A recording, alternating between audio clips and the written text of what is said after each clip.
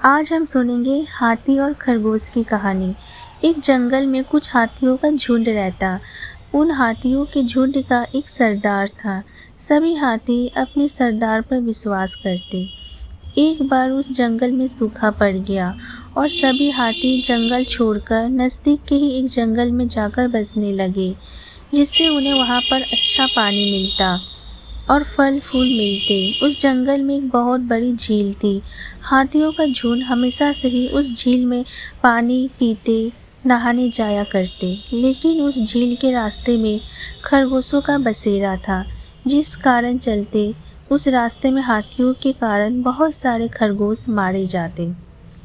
एक दिन सभी खरगोशों ने सोचा, अगर इसी तरह खरगोश मारे जाते रहे तो एक दिन इस जंगल में खरगोशों की नामो निशान मिट जाएगी। खरगोशों के सरदार ने सभी खरगोशों से इस बारे में बातचीत की।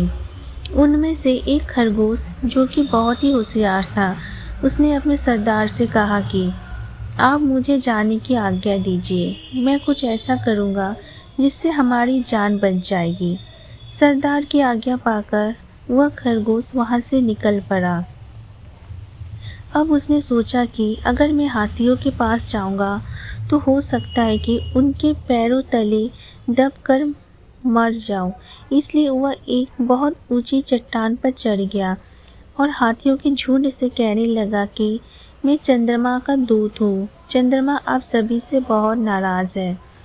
ऐसा सुनकर हाथियों का सरदार उस खरगोश से कहता है, तुम्हारे चंद्रमा हमसे क्यों नाराज़ है?